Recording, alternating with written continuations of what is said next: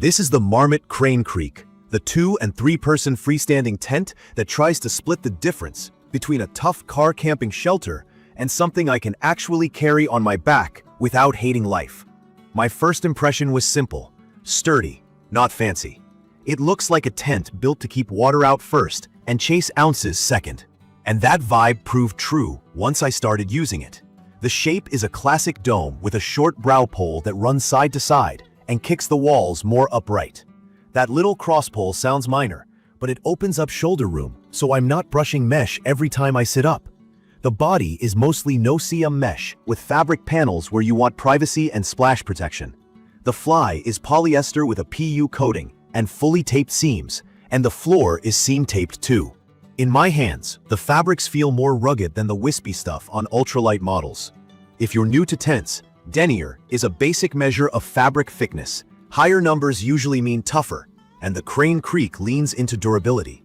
The poles are 7000 series aluminum, connected by a hub at the center. Freestanding means I can pitch it on rock, then slide it around to find the right spot before I stake. 2 D-shaped doors, 2 vestibules. A vestibule is just that covered space outside the inner tent where I drop a pack, wet boots, or a stove if I'm careful and ventilated. Zippers feel smooth, doors open wide, and the color coding on clips and corners is obvious. The 2P footprint inside feels like a legit rectangle, roughly 86 times 50 inches, with about 43 inches of peak height. And I get plenty of headroom thanks to that brow pole. From my experience, setup is fast once the pole shock cord loosens up. Clit-style attachment is a win after a long hike. The only hiccup is that hubbed main pole can be springy when new. I had the ends pop out of a corner grommet more than once while seating the opposite side. A gentle twist and making sure each segment is fully seated solved it for me. But it's a real thing the first few times. The tent includes stakes, but I added a couple extras and 2 more guy lines so I can guy out the widths and both vestibules for storms.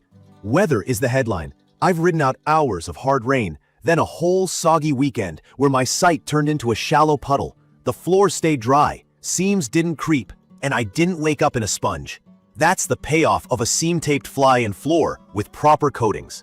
Wind performance is solid for a 3-season tent when it's fully guyed. The pole structure doesn't fold like a lawn chair when gusts roll through, and the fly buckles feel secure. I did baby the central swivel a bit. Because it's a moving joint, I treat it like a weak link and packed a repair sleeve in the bag just in case.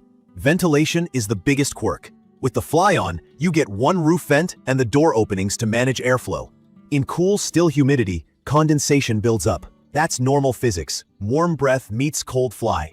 So I manage it by lifting the fly off the body with a good stakeout and cracking both vestibule zippers a few inches high. If you're new to this, condensation is not a leak. It's moisture from you collecting on the inside of the fly. Give the moisture a path out and it drops fast. On warm, clear nights, I pull the fly back, and the high mesh ratio turns it into a stargazing porch. Weight-wise, the 2P I carry sits around 5¼ pounds in the bag. Not ultralight, but not a brick. Split between 2 people, it's easy. Solo, I bring it when I want more space and fewer worries about fabric babying. The footprint is not included. I cut a cheap polycro sheet for abrasive camps and later grabbed the brand's footprint when I saw a sale. Key features that stand out to me are the fully seam-taped fly and floor, the aluminum pole set with the stabilizing brow pole, true freestanding pitch, and 2 big doors with usable vestibules. In my opinion, that combo creates a tent that I trust in bad weather without needing kid gloves. The waterproofing is the real deal. I'm picky about tents that claim water resistance, and this one actually backs it up. When I pitch with a slight bat wing on the vestibules, zippers cracked at the top and fly pulled tight, rain stays out, and air still moves. The 2-door layout is worth its weight. I don't crawl over anyone at 2 a.m., and each side gets its own gear garage. Interior space feels bigger than the footprint because the brow pole straightens the walls. I can sit up, move around, and not headbutt the ceiling constantly. Setup is quick, tear down is clean, and the bag isn't a vacuum-sealed tube. I can get the tent back in after a wet morning without doing yoga. It's perfect for campers who want a durable 3-season shelter that can do double duty for car camping and short backpacking trips. From my experience, the 2P is a roomy solo palace or a cozy 2-person tent with real livability.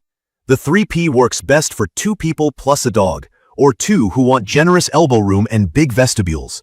There are quirks. The single roof vent means I need to help it breathe in damp conditions.